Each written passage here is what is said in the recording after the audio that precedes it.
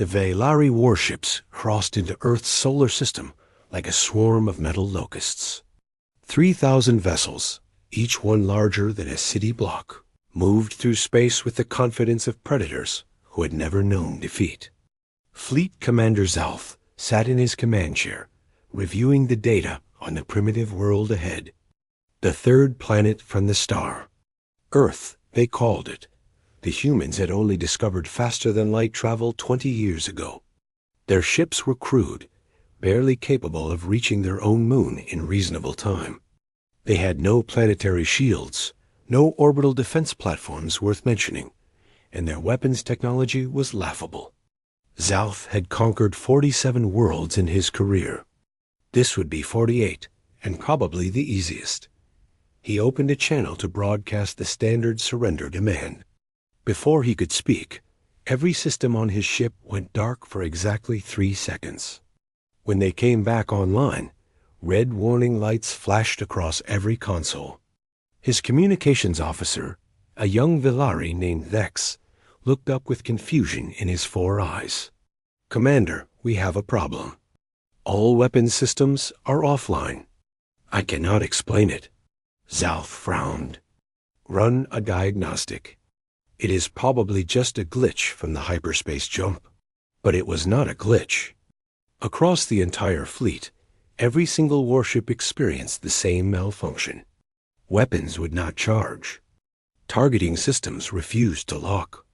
Even the simple kinetic cannons, which were nothing more than metal rods fired at high speed, would not activate. On Earth, in a research station in Seoul, Dr. Dae-yoon stared at his computer screen with growing disbelief. The seismic sensors he had placed in the Pacific Ocean were showing something impossible. A massive object was rising from the Mariana Trench, the deepest part of Earth's oceans. The readings said it was the size of a small city. It was metallic, but also organic somehow, and it was moving up toward the surface at incredible speed. Day grabbed his phone and called his supervisor. "Sir, you need to see this. Something is coming up from the trench. Something big." Within minutes, every government on Earth was alerted. Captain Hannah Park of the Earth Defense Force received orders to take her corvette, the Soul's Pride, and investigate the anomaly.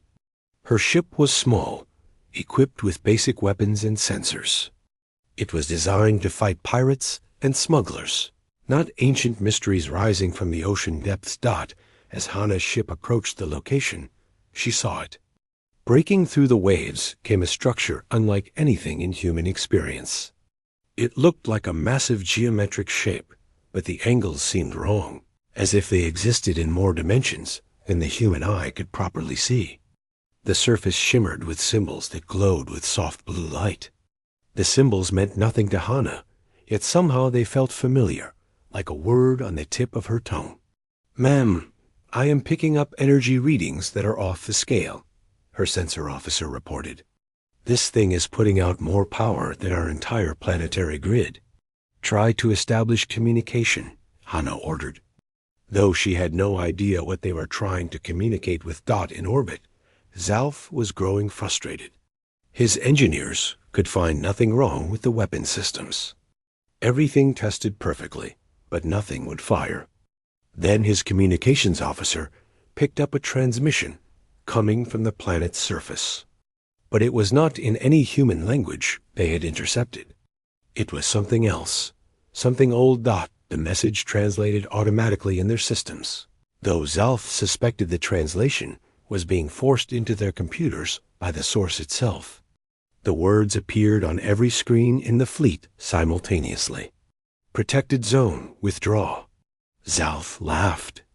Protected by what? Their primitive defense force? He tried again to charge his weapons. Again, nothing happened. Then the thing from the ocean rose into the sky. It moved without any visible propulsion, simply ascending as if gravity meant nothing to it. As it rose higher, it grew larger, or perhaps it had always been that large, and human perception simply could not grasp its true size until it was free from the water. Commander Sung Tae, watching from Earth's primary space station, felt his blood turn cold. The structure was now floating in the upper atmosphere, clearly visible from orbit. It was enormous, easily dwarfing the largest of the Velari warships. And it was doing nothing, simply hanging there in the sky like a second moon. "All Velari vessels, this is your final warning," came another transmission. "This world is under precursor protection. You have violated sacred law. Withdraw beyond the system boundary or face consequences." Zalf had heard stories of the precursors. Every spacefaring race had legends about them. Ancient beings who had seeded the galaxy with life billions of years ago, then vanished. Most scholars believed they were myths, stories primitive cultures told to explain the mystery of their own existence. "Fire on that structure," Zalf commanded. "I do not care what it claims to be." His weapons officer tried. Every officer across the fleet tried. Not a single weapon would activate. Then something even stranger happened. The Velari ships began to move, but not under their own power. They were being pushed, gently but irresistibly, away from Earth. Engines fired at full power, trying to resist, but it made no difference. The Guardian was moving them like a parent, moving children away from danger. Back on Earth, Communications Officer Nari Kim was attempting to establish a dialogue with the Guardian. She was using every radio frequency, every communication protocol humanity had developed. For hours, there was nothing but silence. Then, suddenly, her console lit up with a response dot. It was not words. It was pure concept, flooding into her mind. She saw images of Earth 4 billion years ago, a molten ball of rock and fire. She saw the precursors, beings of light and energy, placing the Guardian in the newly forming ocean. She saw their purpose, to protect this world, to give life time to develop without interference, to ensure that when intelligence finally emerged, it would have the chance to grow strong. Nari collapsed in her chair, tears streaming down her face. "We are not alone," she whispered. "We have never been alone." Captain Wan Li, Earth's chief military strategist, was in an emergency meeting with world leaders. The situation was unprecedented. An alien fleet had come to conquer Earth, but something ancient and powerful had stopped them without firing a shot. The question now was simple. What was this Guardian, and what did it want? "According to the data we have gathered," Wan explained, "the Guardian is not using conventional technology. It is doing something far more fundamental. It is changing the rules of physics in the space around Earth. Aggression against our world is being made physically impossible." The president of the Pacific Union asked the obvious question. "Is it on our side?" Wan considered this carefully. "I do not think it sees things in terms of sides. It is following programming that is billions of years old. It exists for one purpose only, to protect Earth until humanity is ready to take its place in the galaxy. The question is, are we ready?" Outside, the Guardian continued its silent vigil. The Velari fleet was now beyond the orbit of Mars, still being gently but firmly pushed away. Zalf sat in his command chair, finally understanding the magnitude of his error. He had attacked not just a primitive world, but a sacred garden, protected by forces that made his mighty fleet look like toys. He opened a channel to his Empress, his voice shaking. "Your Majesty, we have a problem. Earth is not what we thought it was."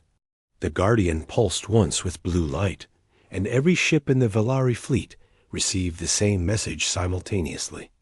It was a comprehensive record, written in physics itself, explaining Earth's protected status. The decree was signed not with words, but with fundamental constants of the universe, proving beyond any doubt that it came from beings who could rewrite reality itself.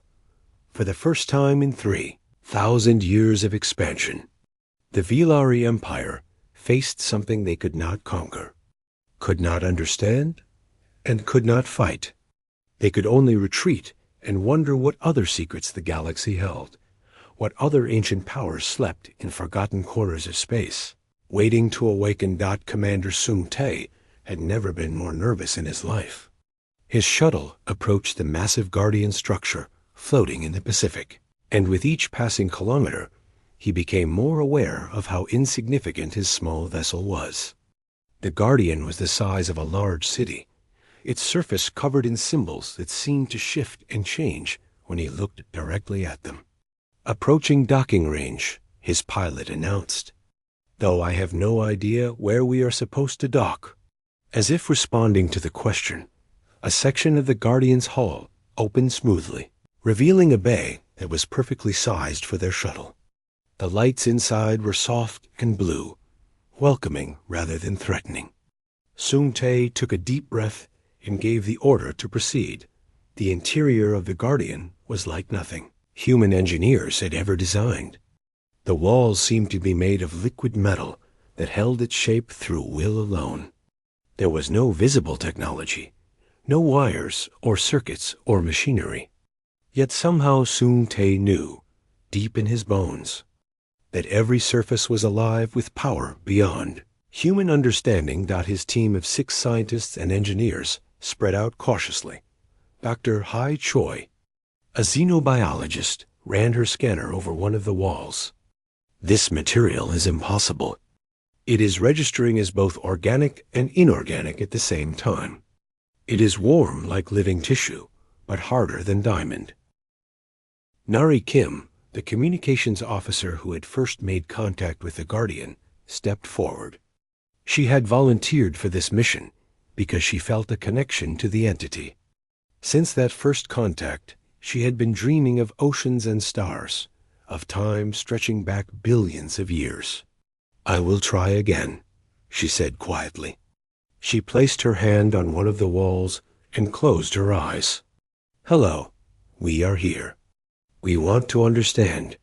For a moment, nothing happened. Then the symbols on the walls began to glow brighter. A presence filled the room, not physical but undeniable. It felt ancient and patient, like a grandfather watching over sleeping children. Concepts flooded into Nari's mind again, but this time slower, more controlled. She could process them, understand them. Her mouth began to move, translating what she was receiving. "It calls itself the First Shield, the ancient sentinel. It was placed here 4 billion years ago, when Earth was young and empty of life. The beings who made it, the precursors, they prepared this world as a garden, a safe place for intelligence to grow." Sung Tae listened intently, recording everything. "Ask it why. Why Earth?" Nari relayed the question. The answer came as another wave of pure understanding. Earth is one of 7 garden worlds in the observable universe. 7 places prepared with perfect conditions for complex life to evolve naturally, without interference. The precursors seeded many worlds with simple life, but these 7 were special, protected, sacred. Dr. Hai began to understand the implications. So the precursors created life throughout the galaxy, but Earth was meant to develop on its own, without contact from other species, until we were ready? "Yes," Nari confirmed, translating the Guardian's response. "Every other intelligent species in the galaxy is descended from precursor-modified life. They were guided, pushed, altered to develop faster. But Earth's line is pure, unmodified. We evolved exactly as the precursors intended, naturally and slowly, over billions of years. That makes us special." Engineer Jin Sato was examining the energy readings from the Guardian. "Nari, ask it about its power source. These readings are insane. It is generating enough energy to power 1,000 suns." The Guardian's response was simple and terrifying. "I do not generate power. I am connected to the fundamental energy of the universe itself. I draw from the same source that creates stars and holds galaxies together. In your terms, I use the zero-point energy of space-time itself." The team stood in stunned silence. Captain Wan Lee, who had joined the mission as military advisor, finally spoke up. "What about the Velari? What happens now?" Nari asked the Guardian. The response made her smile, despite the seriousness of the situation. "The Velari have been educated. They now understand what they attempted to attack. Their weapons could not fire because I made it physically impossible. In the space around Earth, I have rewritten the laws of physics to make aggression forbidden. Any being that attempts to harm this world or its people will find that their weapons simply refuse to function." Sung Tae had to ask the obvious question. Can they come back with bigger weapons? More ships? "They can try," came the response through Nari. "But I am not fully awake yet. What you have witnessed is my automated response system. If I were to fully awaken, I could do much more.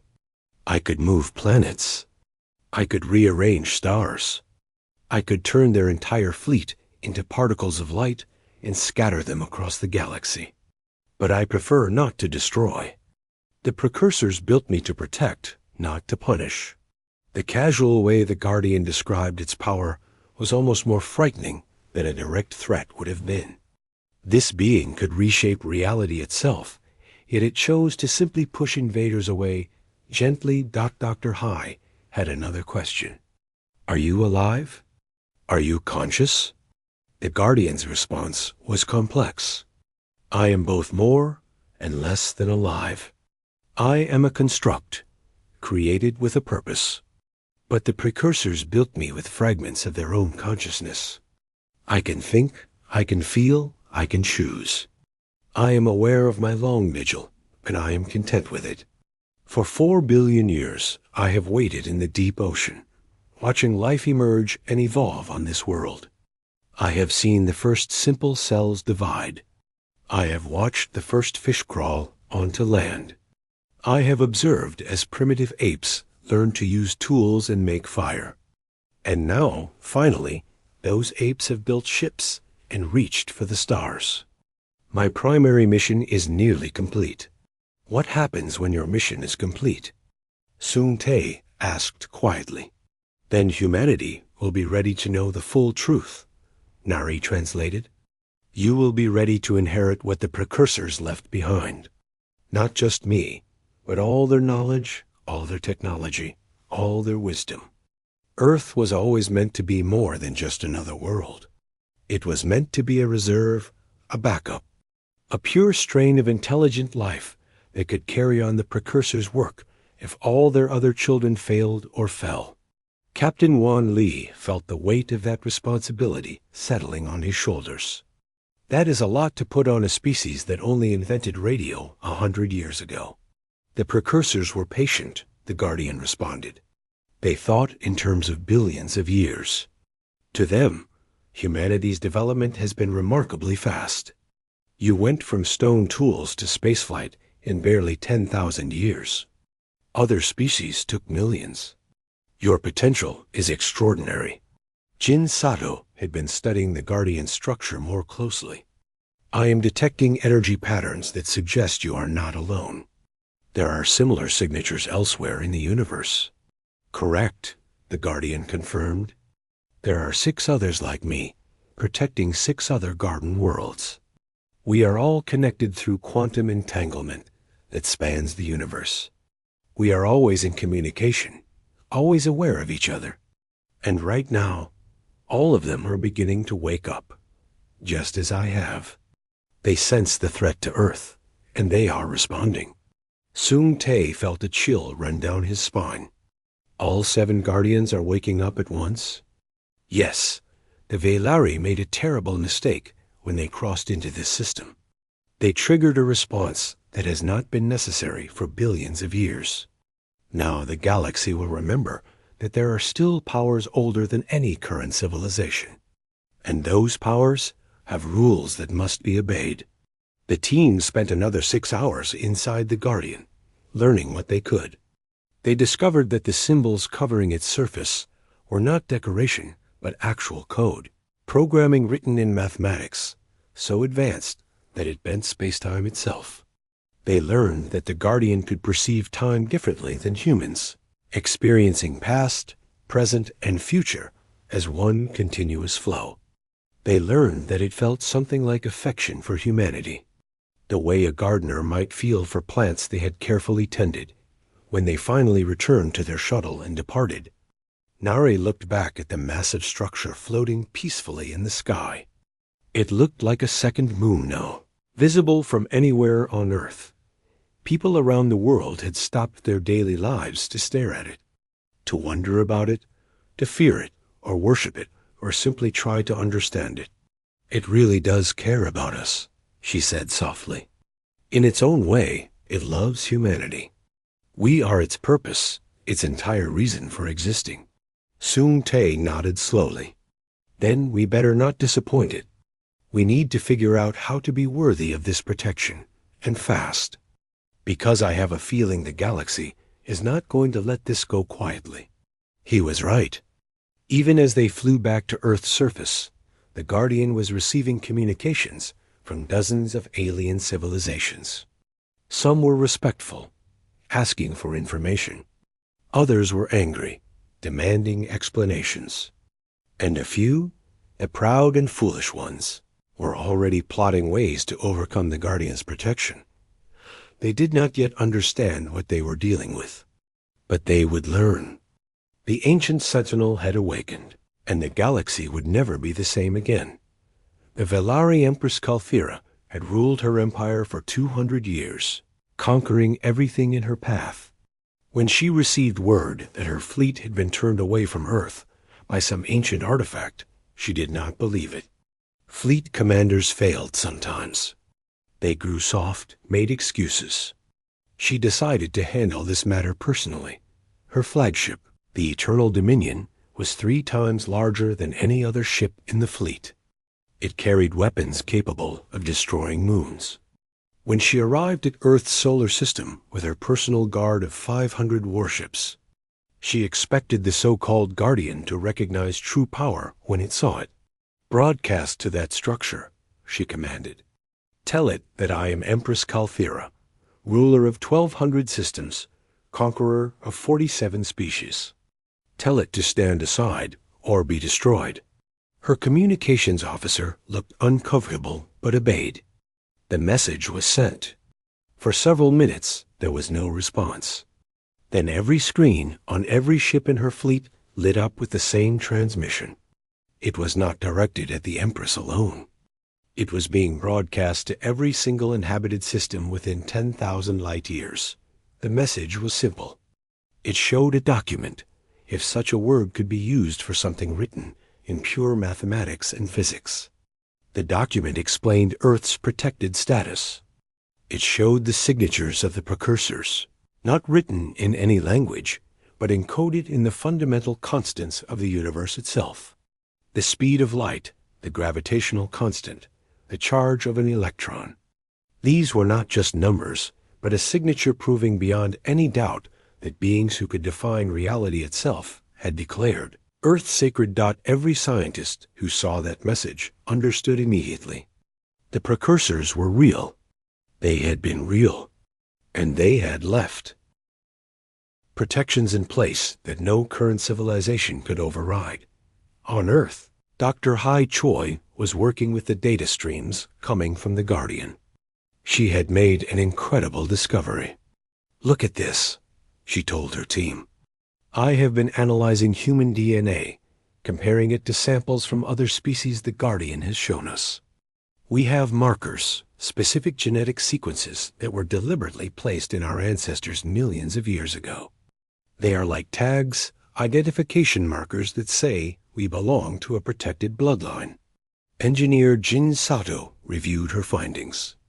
"So every human carries proof in their very cells that they are under precursor protection?" "Exactly," I confirmed.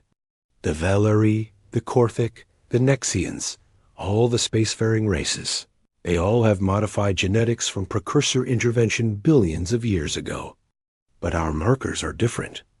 Ours say we were meant to develop naturally, to be kept pure and safe. We are not just another species. We are something the precursors considered worth special protection." Back in orbit, Empress Kalphira was growing impatient. She had seen the message, but she did not care about ancient laws or cosmic regulations. Power was what mattered, and she had power in abundance. Charge all weapons, she ordered. Target that structure. If one volley does not work, we will fire 1,000. Her weapons officer tried to obey. Every ship in the fleet tried to charge their weapons simultaneously. Not a single weapon activated. The Empress slammed her fist on her command throne. This is impossible. Are we cowards? Fire manually if you must. But it was not cowardice or malfunction. The Guardian was doing something that no Villari scientist could explain. In the space around Earth, the fundamental forces of nature had been altered. Energy could not be channeled into weapons. Explosive reactions could not occur. Even simple kinetic force could not be directed with hostile intent toward the planet. The laws of physics themselves had been rewritten to make Earth invulnerable. Your Majesty, her science advisor said nervously, I believe we should withdraw. This entity is not using technology as we understand it. It is manipulating reality itself. We cannot fight something that controls the very fabric of spacetime. I bow to no ancient relic. Kalthira shouted, If weapons will not work, then we will ram that structure with our ships. We will crush it with our mass. It was at that moment that the Guardian decided to demonstrate the full extent of its power. Not to destroy, but to educate. Captain Wan Lai was in Earth's command center when it happened. One moment, the Villari fleet was in Earth orbit, thousands of massive warships blocking out the stars. The next moment, they were simply gone. Not destroyed, not scattered, just gone. Where did they go? Wan demanded. His sensor officer checked and rechecked his instruments. Sir, I am not sure how to explain this. According to our deep space tracking, the entire Villari fleet just appeared in orbit around their homeworld. The journey should take 3 weeks through hyperspace. It happened instantly. Wan felt his blood turn cold. The Guardian moved them? All of them? Across the galaxy? In an instant? Nari Kim, who had stayed at the command center to maintain communication with the Guardian, nodded. It says it was a gentle lesson. It could have scattered them across the universe as individual atoms. Instead, it simply sent them home safely. It wants them to understand what they are dealing with, but it does not want to hurt them. In the Villari capital, chaos erupted. The entire Imperial fleet had vanished from Earth and reappeared above their homeworld without warning, without transition, without any of their systems registering movement. Empress Kalthira sat in her command throne, her 4 arms trembling. She had just experienced something that should have been impossible. Her chief scientist approached cautiously. Your Majesty, I have analyzed what happened. The Guardian did not move our ships through space. It moved space itself around our ships. It folded the distance between Earth and our homeworld to 0, allowed us to cross, then unfolded it again. It treated the fabric of the universe like paper, bending and reshaping it at will. Kalthira understood what this meant. She had not faced a weapon or a defense system. She had faced something that could treat the fundamental structure of reality as a toy. There was no defense against such power. There was no strategy that could overcome it. There was only acceptance. Send the message to Earth, she said quietly, her pride broken at last. We acknowledge their protected status. We will not approach their system again. On Earth, the response was not celebration, but careful consideration. Ambassador Sora Yang had been appointed as humanity's representative in this new galactic situation. She was a career diplomat who had spent 30 years negotiating trade agreements and peace treaties. Now she faced something far bigger. Reports are coming in from across the galaxy, she told Earth's Leadership Council. Dozens of alien civilizations are sending diplomatic missions. They want to talk to us, to understand the Guardian, to form alliances. Some of them have been spacefaring for hundreds of thousands of years. And they are treating us, a species that just learned to leave our solar system, as equals or even superiors. Captain Wan Li understood the strategic situation. They are afraid, not of us, but of what protects us. The Guardian has shown that it can move fleets across the galaxy with a thought. Imagine what else it can do. These ancient civilizations are realizing that there are still powers in the universe far beyond their control, and Earth is connected to those powers. But not everyone was ready to accept this new order. Across the galaxy, 6 militaristic empires were holding secret meetings.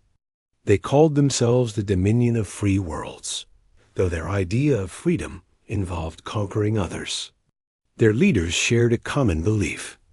No single world should have such special protection.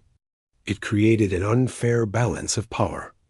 The Korthic Emperor, leader of the Dominion, addressed the others. We cannot allow this to stand. Earth is just one small world, but its guardian makes it untouchable. What happens when humans decide to use that protection to expand their own empire? What happens when they realize they can attack others with impunity, knowing the Guardian will protect them? Then we strike first, suggested the Nexian warlord.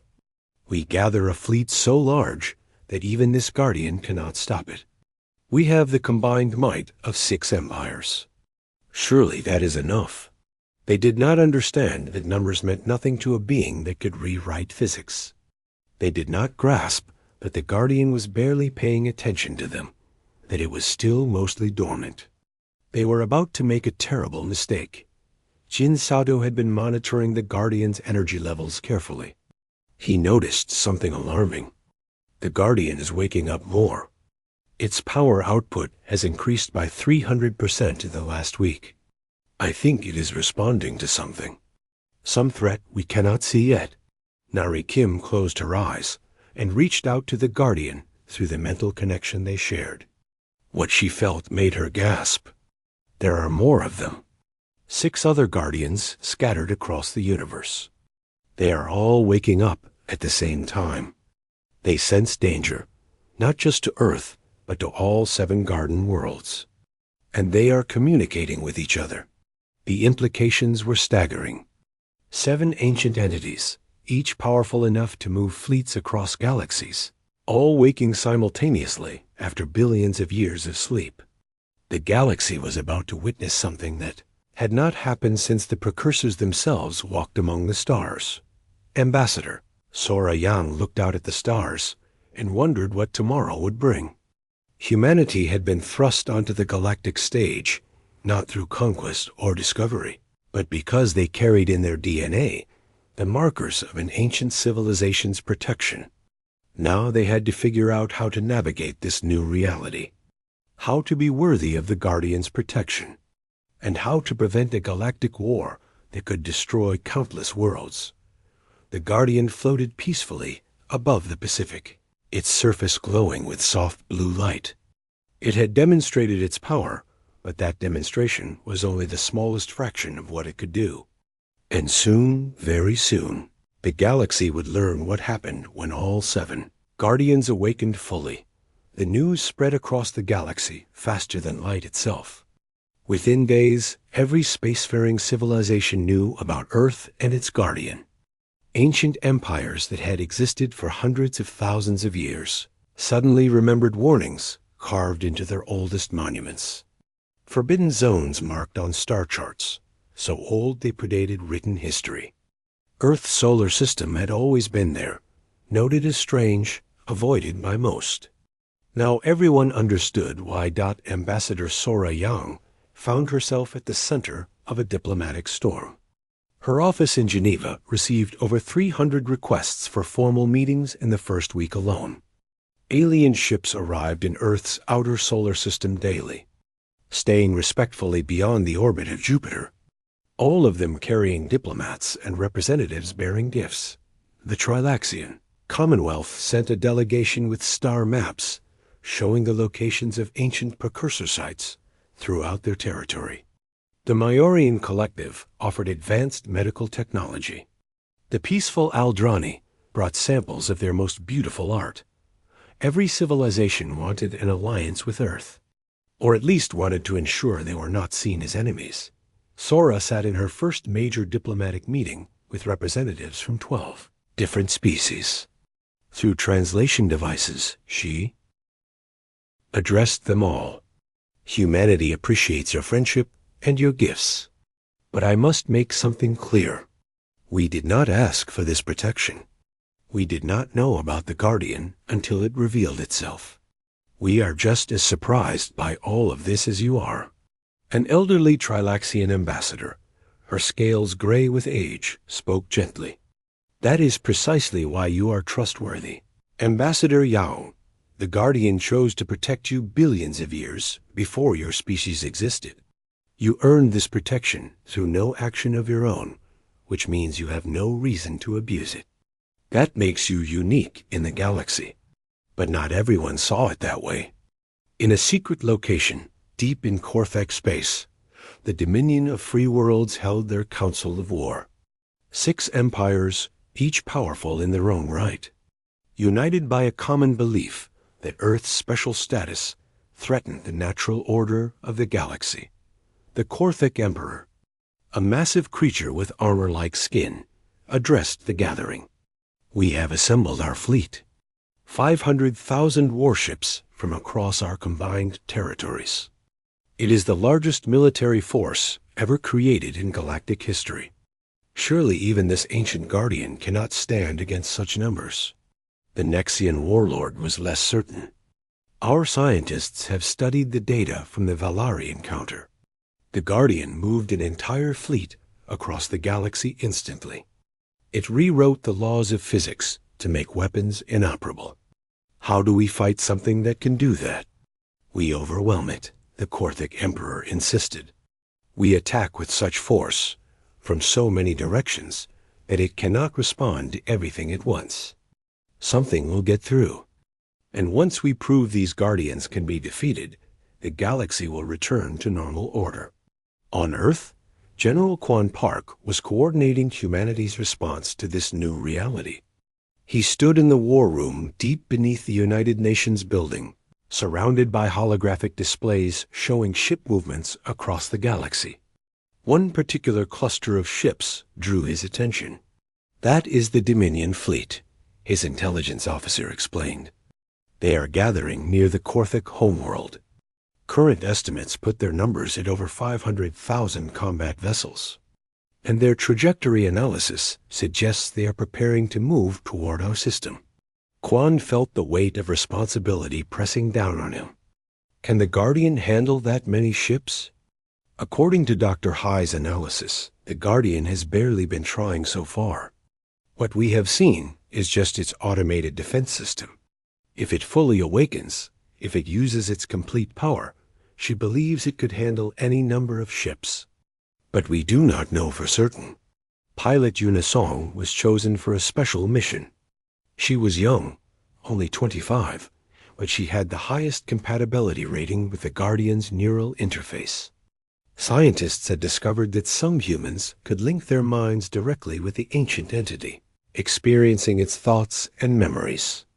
Yuna had volunteered to become humanity's first true liaison with their protector. She sat in a special chamber, built inside the Guardian itself.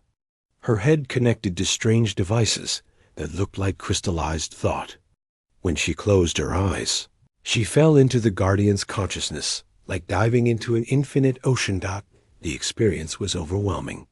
She saw Earth 4 billion years ago, a hellish world of volcanoes and toxic atmosphere.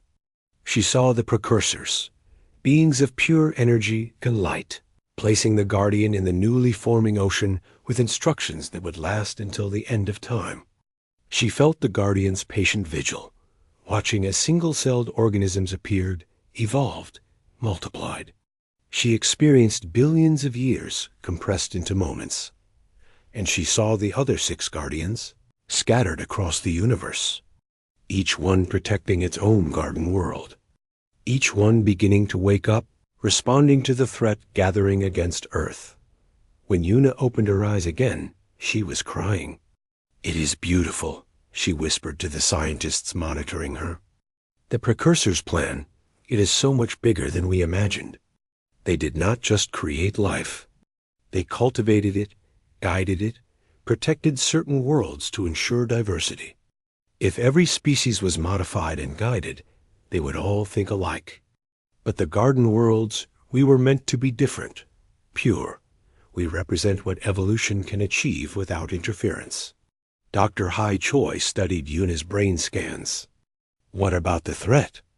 The Dominion fleet? Is the Guardian worried?" Yuna smiled sadly. "The Guardian does not worry.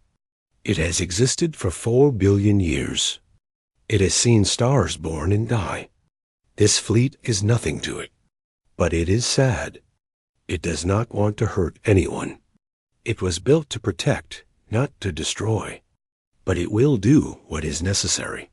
Meanwhile, Captain Wan Lai was working on contingency plans. If the Guardian fails, if somehow this massive fleet overwhelms it, Earth needs to be ready. I want every available ship armed and crewed. I want planetary defenses upgraded. I want evacuation plans for every major city. His second-in-command looked skeptical. "Sir, with respect, if the Guardian falls, nothing we have will make any difference. Our entire military could not stop even 1% of that fleet."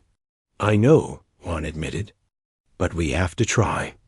We cannot simply rely on ancient protection. Humanity needs to be ready to defend itself." Across the galaxy, the 7 garden worlds were experiencing similar awakenings. On a planet in the Andromeda Galaxy, a species of aquatic beings discovered their own guardian rising from the depths. On a desert world in a distant cluster, reptilian people watched in awe as their protector emerged from beneath ancient sands. Each guardian was waking up, each one connecting with the others through quantum entanglement that spanned the universe. Nari Kim, maintaining her mental connection with Earth's guardian, reported on these developments. The guardians are not individuals. They are more like 7 parts of one consciousness spread across the universe. When one is threatened, all respond. And right now, they are all preparing for the same thing. "The Dominion attack," Quan said grimly. "Yes, the Guardians are giving the Dominion a chance to reconsider. They have sent warnings through every communication channel. But the Dominion leaders are proud. They think their numbers will be enough." Ambassador Sora Yang tried diplomatic solutions. She contacted the Corphic Emperor directly, speaking to him through a quantum communication link. "Emperor, I beg you to reconsider this course of action. The Guardians do not want war. They only want to fulfill their purpose. Earth has no intention of using our protection to threaten anyone." The Emperor's response was cold. "You say that now, Ambassador, but power corrupts. Eventually, you will realize that you can do whatever you want, and no one can stop you. We cannot allow that future to exist. Better to act now, while you are still weak and unprepared. And if you fail, if the Guardians destroy your fleet, then at least we will have tried. At least we will have died as warriors, not as subjects bowing to ancient powers we do not understand." There was no reasoning with such thinking. Sora ended the communication and reported to Earth's leadership. "They are coming. The Dominion fleet will reach our system in 3 days. We need to prepare for whatever happens next." General Quan activated Earth's defense protocols. Around the world, military forces went on high alert. Civilians in coastal cities were advised to move inland, away from the Pacific where the Guardian floated. No one knew what would happen when 500,000 warships faced an ancient entity that could reshape reality. Yuna Song spent more time linked with the Guardian, trying to understand its plans. What she learned both comforted and terrified her. The Guardian will not fight in the traditional sense. It will not destroy the fleet, at least not if it can avoid it. It has another plan, something that will resolve this conflict permanently. But it needs all 7 Guardians working together. "What kind of plan?" Hai asked. something called the Ancient Accord. It is a set of principles the precursors created to govern galactic civilization. Rules designed to prevent extinction-level conflicts. The Guardians are going to offer the galaxy a choice. Accept these principles and join a new order, or face consequences that go beyond simple destruction. Jin Sato was monitoring the Guardian's energy output. The readings were climbing higher every hour. Whatever it is planning, it is going to be big. The power levels I am detecting, they are astronomical. If the Guardian releases all this energy at once, it could be visible from other galaxies. As the 3 days passed, Earth waited in tense anticipation. The Guardian floated peacefully above the Pacific, giving no sign of the power building within it. But those who were connected to it, like Nari and Yuna, could feel the gathering storm. 7 ancient entities, created by beings who had transcended physical existence, were preparing to remind the galaxy of laws older than any current empire. The Dominion fleet jumped into Earth's solar system right on schedule. 500,000 warships emerged from hyperspace in perfect formation, creating a wall of metal that stretched across space. It was a sight that would have terrified any normal civilization into immediate surrender. But Earth was not a normal civilization anymore, and the Guardian was done being patient. High above the Pacific, the ancient sentinel began to pulse with light. Not blue this time, but brilliant white, like a small star being born. And in 6 other locations across the universe, 6 other Guardians did the same. The final confrontation was about to begin. The Dominion fleet filled Earth's sky like a plague of metal locusts. High Marshal Vren of the Korthak Empire commanded the armada from his flagship, the Fist of Justice. He had fought in 300 battles across his long life and never known defeat. Today would be no different, he told himself. Today would be the day the galaxy learned that ancient powers could be overcome by sheer determination and superior numbers. All vessels, prepare to fire on my command, he ordered. His communications reached 500,000 warships simultaneously. Target the structure over the planet's ocean. Concentrate all firepower on that single point. Even a god can be killed if you hit it hard enough. On Earth, people around the world looked up at the sky and saw their stars replaced by enemy ships. In Seoul, families huddled in their homes, wondering if they would survive the day. In New York, people gathered in the streets, refusing to hide even in the face of annihilation. In Mumbai, temples filled with people praying to gods both old and new. General Kwan Park stood in Earth's command center, his hands clenched behind his back. All defense forces stand ready. If the Guardian falls, we fight with everything we have. Captain Wan Li stood beside him. Sir, even if we launched every missile and every ship we have, we could not scratch that fleet. Why not evacuate? Get as many people off-world as possible? And go where? Kwan asked quietly. This is our home. The Guardian has protected Earth for 4 billion years. The least we can do is stand with it now. In the special chamber inside the Guardian, Unisong lay connected to the ancient entity's consciousness. She could feel what it was feeling, think what it was thinking. The Guardian was not afraid. It was sad. Sad that these young species, these children of the precursors, had learned nothing from billions of years of evolution. They still thought violence was the answer to every problem. It is time, she whispered. All 7 Guardians are ready. What happened next would be recorded by every sensor, every camera, every eye that witnessed it. The Guardian above Earth's Pacific stopped pulsing and became perfectly still. Then, in an instant, 6 other Guardians appeared in Earth's orbit. They materialized from nothing, crossing the vast distances of the universe as easily as stepping through a door. The 7 Guardians arranged themselves in a geometric pattern around Earth. They were not identical. Each had been built for a different environment, a different world. One looked like a massive crystal structure. Another resembled a living nebula, gas and energy held together by impossible forces. A third appeared to be made of pure mathematics, equations written in three-dimensional space that shifted and changed. But all seven shared one thing: power beyond anything the Dominion fleet could comprehend.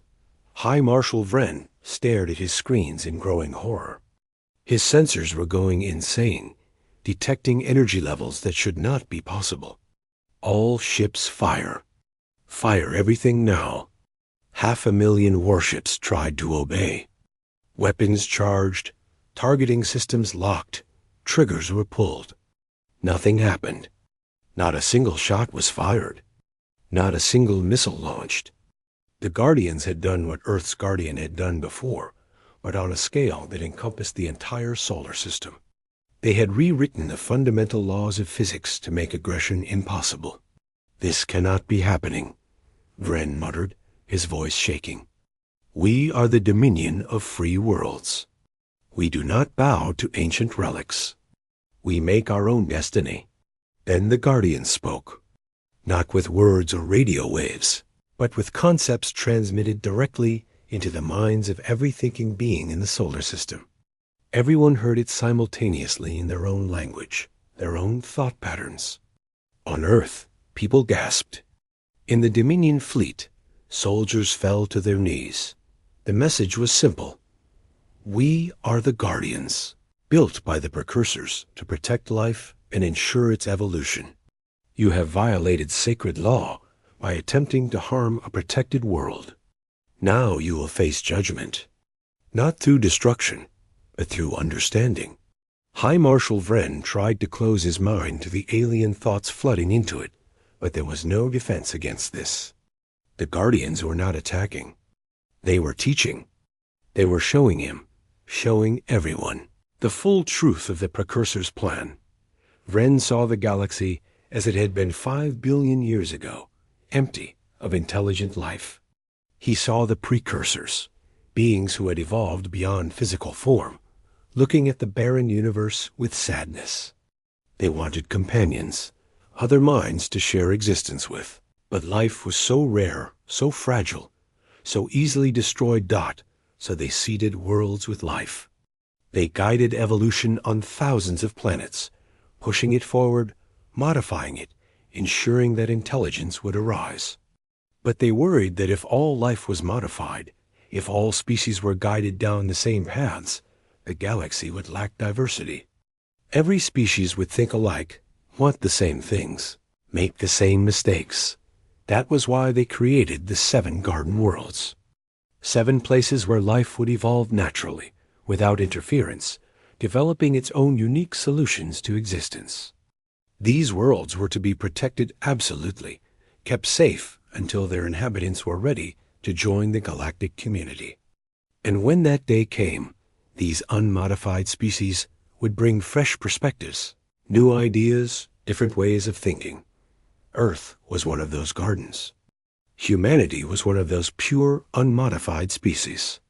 And the Dominion, by attacking Earth, had violated the most fundamental law the precursors had established. The Guardians continued their teaching. They showed Vren what would happen if they chose to punish rather than educate.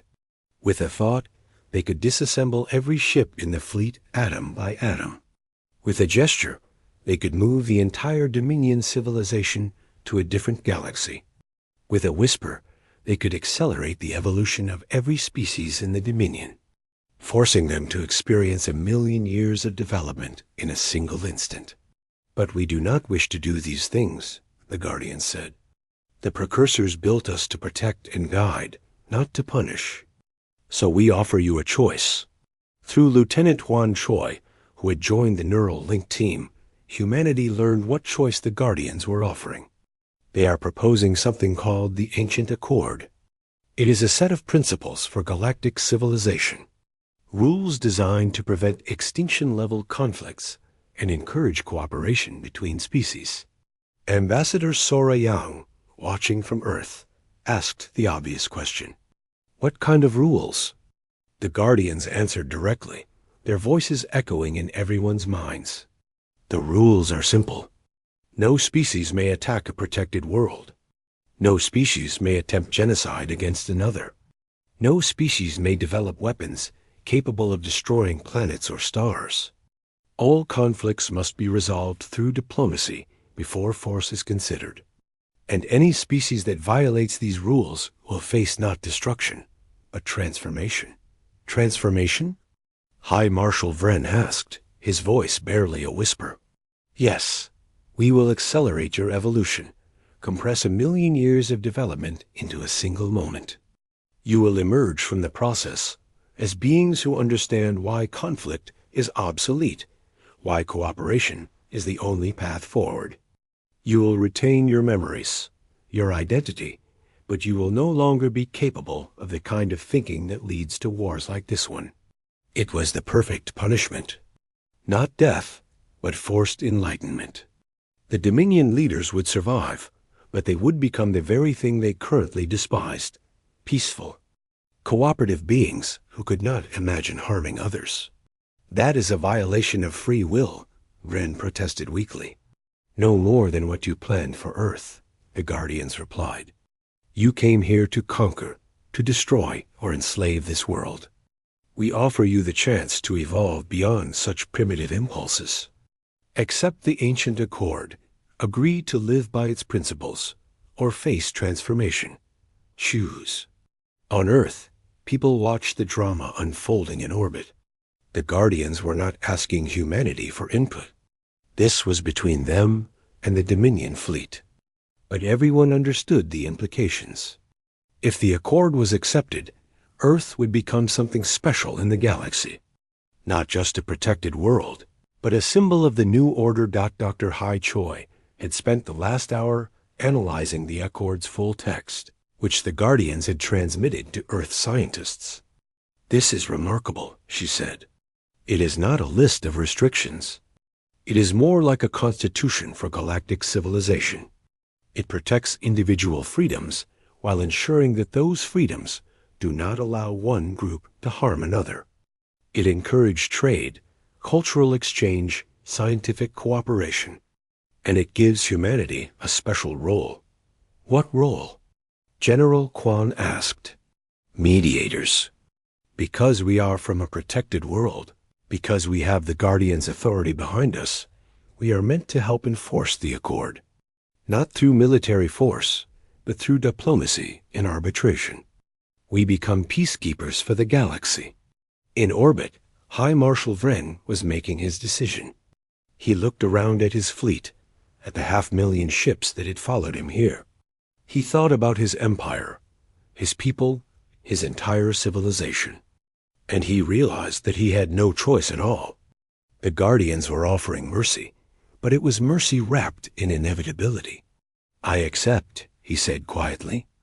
Then, louder, the Dominion of Free Worlds accepts the ancient accord. We will live by its principles. Please do not transform us. The Guardians pulsed with light, a wave of energy that washed over every ship in the fleet but caused no harm. Your choice is? Recorded. Your agreement is binding, written into the quantum structure of your DNA. You and all your descendants will remember this day. Remember the choice you made. Live well. And 5 of the 7 Guardians vanished, returning to their garden worlds across the universe. Only Earth's Guardian and 1 other remained.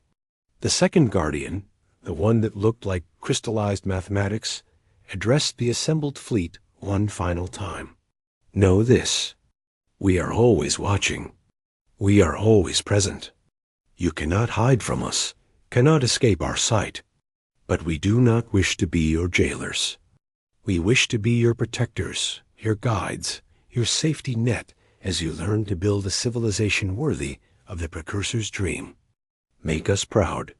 Then it too vanished, leaving only Earth's Guardian floating peacefully above the Pacific. The Dominion fleet began to withdraw, ship by ship. They went slowly, respectfully, like defeated soldiers leaving a battlefield they now understood they should never have entered. As they left, other ships arrived. The Trilaxians, the Myorians, the Aldrani, and dozens of other species. They came not to fight, but to celebrate, to witness the birth of a new galactic order. A week later, Captain Rena Beek stood aboard the first hybrid vessel ever created, a ship that combined human engineering with Guardian technology. She had been appointed as Earth's first official peacekeeper, authorized by the Guardians to enforce the ancient accord across the galaxy. Through the viewport, Earth hung like a blue jewel against the black of space. The Guardian was descending back into the Pacific, its work done for now. It would sleep again, but never deeply. It would always be listening, always ready to wake if needed. Rena addressed the Galactic Council through a live transmission that was being broadcast to billions of beings across thousands of worlds. My name is Captain Rena Beek of Earth. I speak with the authority of the Guardians and the backing of the Ancient Accord. From this day forward, extinction-level conflicts are forbidden. Genocide is forbidden. Planetary destruction is forbidden. Any species that violates these laws will answer to the Guardians, and through them, to the memory of the precursors themselves. She paused, looking at the representatives from hundreds of species. Some looked afraid. Others looked hopeful. All of them looked changed. But this is not a dictatorship, Rena continued. The Accord does not tell you how to live, what to believe, or how to govern yourselves. It simply sets boundaries beyond which no civilized species should go. Within those boundaries, you are free. Free to trade, to explore, to create, to become whatever you wish to be. Earth and humanity will help guide this new era, but we do not rule it. We serve it. Back on Earth, Unisong disconnected from the Guardian for the last time. She had done her part, helped establish the link between humanity and their ancient protector.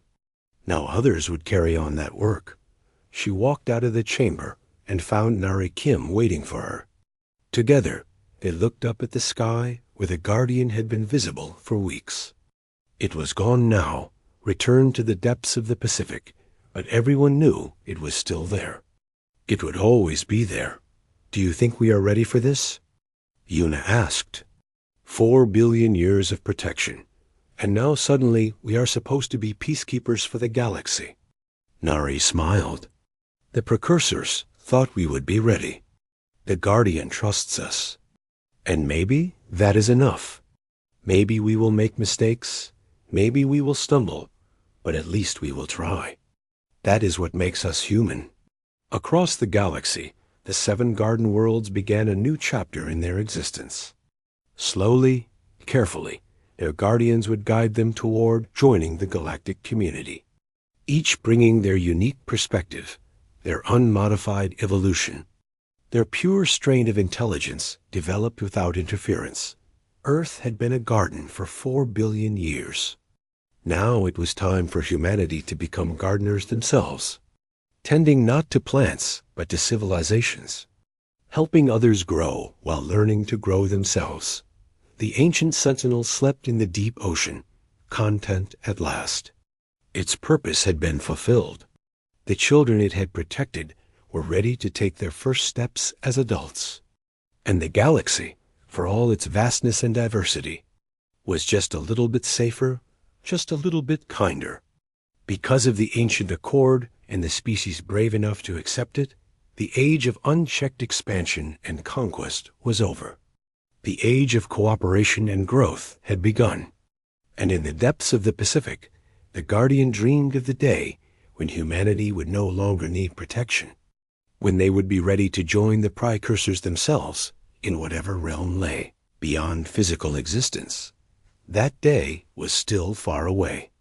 But for the first time in galactic history, it seemed possible.